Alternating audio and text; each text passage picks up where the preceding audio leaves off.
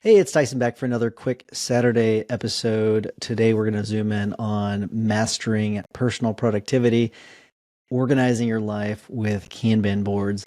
And let me tell you my story a little bit about Kanban boards.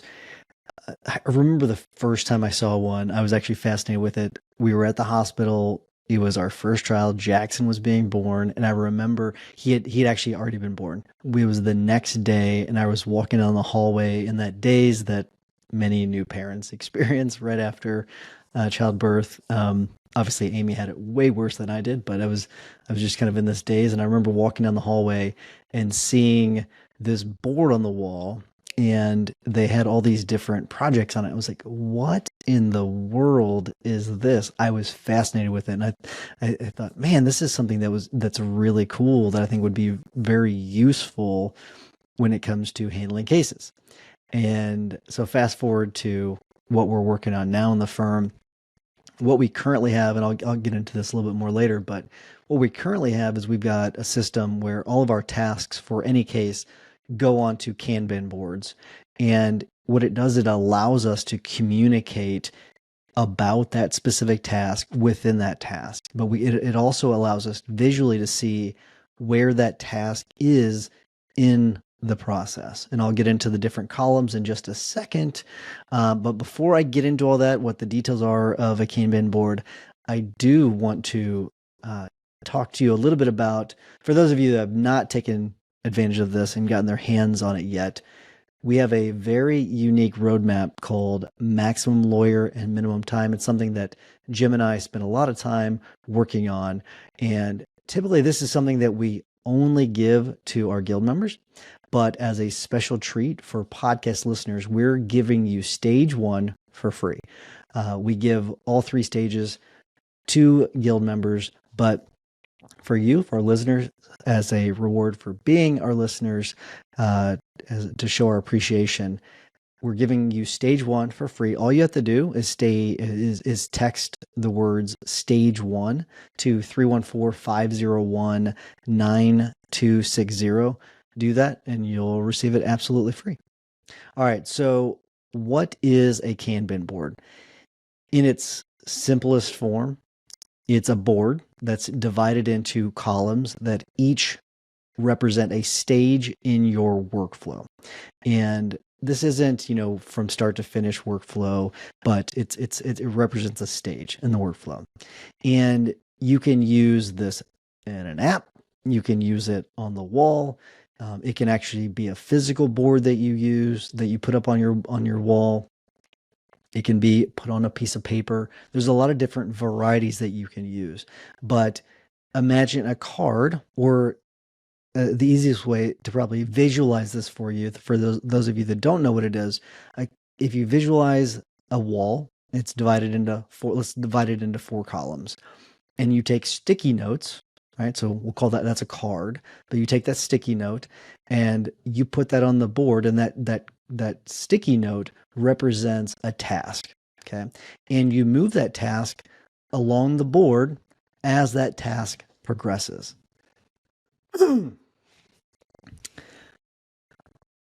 So as the work on that task progresses, you're moving it down the line until you reach the column done. Okay, that is in essence what a Kanban board is. Now, there are different versions of Kanban boards, and you can go pretty detailed with these things, but a basic Kanban board might only have four columns: to do, in progress, review, and done. So that's an example of what you might have for your Kanban board, but that may be an example of something that you have on your Kanban board. But cards on the board can be used to represent a task or project within your workflow. And I think that is something that's really important to realize, is that it can be a specific task or it can be a project with subtasks underneath it.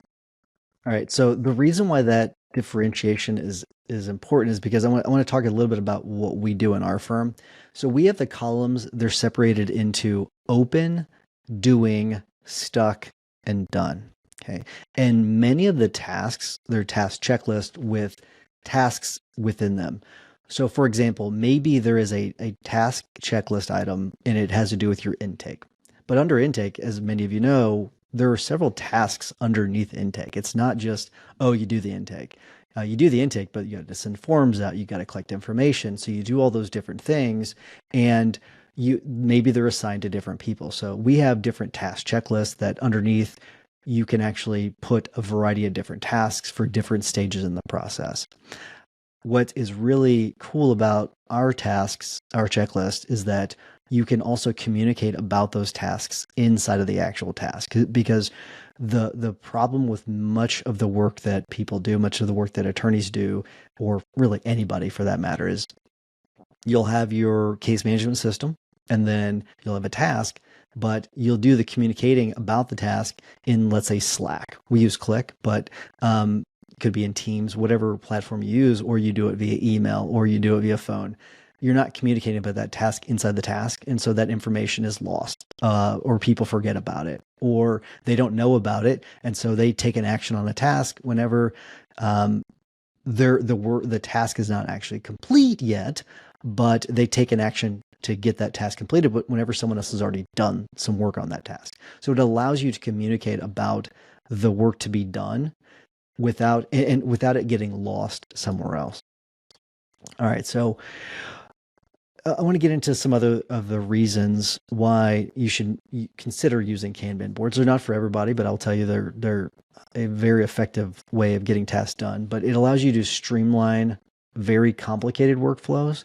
If you have a very big project with many different things, it allows you to streamline that quite a bit. The visual nature of a Kanban board, it allows you to see the entire workflow at a glance. And you can set up with as many columns as you want. So if you wanted to do it by phases of a case, you could do that. I would recommend that maybe for simpler processes, for, let's say, estate planning, versus a litigation type of firm, because we don't break ours down that way, because there'd be too many columns. But the visualization, it makes it easier to identify bottlenecks, allows you to prioritize tasks and then allocate your resources effectively. That's pretty good. And really quick, I talked about the open, doing, stuck, and done. Let me talk about that really quick. But the open just means that it's basically a new task. Doing means it's something that you're working on it actively. Stuck means that you're waiting on someone else. So you've done everything you can, but you're now waiting on someone else. And maybe that's, you've requested information from someone that's outside the firm, and you really can't do anything else on it until that happens. That's something where it might go in the stuck column. Personally, I'd probably keep it in the doing column until it absolutely is stuck, and we need to maybe collaborate on what to do next. Another thing that it does is it increases the team communication. I kind of already talked about that, but the board acts as a central information hub where team members, they can see the task status, who's responsible for it, and who's doing what on it, what needs to be done next. Another thing is that the transparency of it really allows you to see, who's doing the work, who's not doing the work. Maybe someone needs some help on the tasks. And so having the task out on a board, out in the open for everyone to see is really, really handy. And it allows people to collaborate better on the different tasks and make informed decisions. I do need to touch on one of the most important aspects of using a Kanban board, which is limiting the work in progress. It's really important to put a cap on the number of cards that are allowed in each column, because when you limit the work in progress, the teams are encouraged to complete the current tasks before taking on new ones, because if you keep dumping new things into the column, they're not going to get things done. They're just going to, a lot of them will probably start working on the new task, and then the older tasks will start getting pushed down to the bottom and they won't get done. And it's going to prevent you from having bottlenecks and increase efficiency. So if you do start to see that the tasks are piling up, there may be an issue with your workflow, or there might be an issue with a specific employee that you need to address.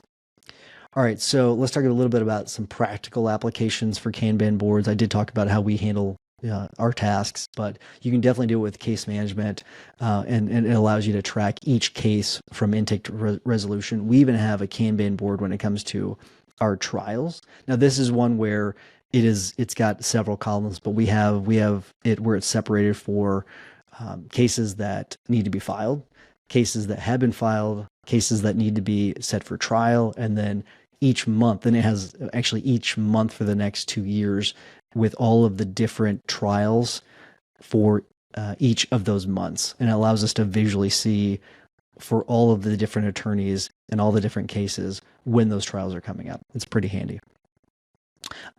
You can also do it for content planning and marketing. That's something else that you can use it for. And we have these for all of our teams. We're all using them for different things. Operations has their own task board as well. So there's different, you don't just have to be stuck to, just case management. You can use them for a variety of different things. And then we use an actual physical Kanban board on a wall in our personal life at home. And so in the office at home, we have it set for our daily tasks, or not necessarily daily tasks, but our tasks that we have to do. That as everyone knows that is in a relationship, if you're living with your partner, you understand that you've got certain things that you've got to get done.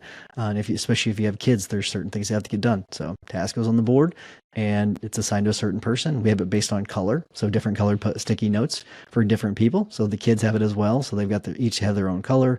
Amy and I have our own colors, and you can move that along the board. That way you can visually see who has which task right away. All you have to do is see the color and you know whose task it is.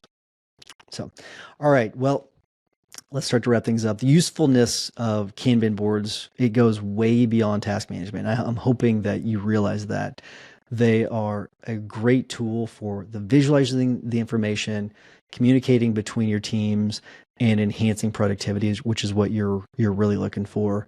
And it doesn't matter whether you're in law or tech or some other industry, or you're using it for personal use. Taking this approach can fundamentally transform how you approach project management and executing those tasks. So it's going to give you that bird's eye view of all of the ongoing tasks, and it allows you to promote disciplined work habits. So I really hopefully you'll take these on, because I would say that they're really instrumental in the things that we're doing and the work that we're getting done, and it allows us to be really, really efficient. But just as a reminder, if you have something you want me to cover on one of the Saturday shows, just shoot me a text and I'll try to cover it if I can. 314-501-9260. We do get all of those texts. We get a lot of them, but if you've got something you want us to cover, just let me know.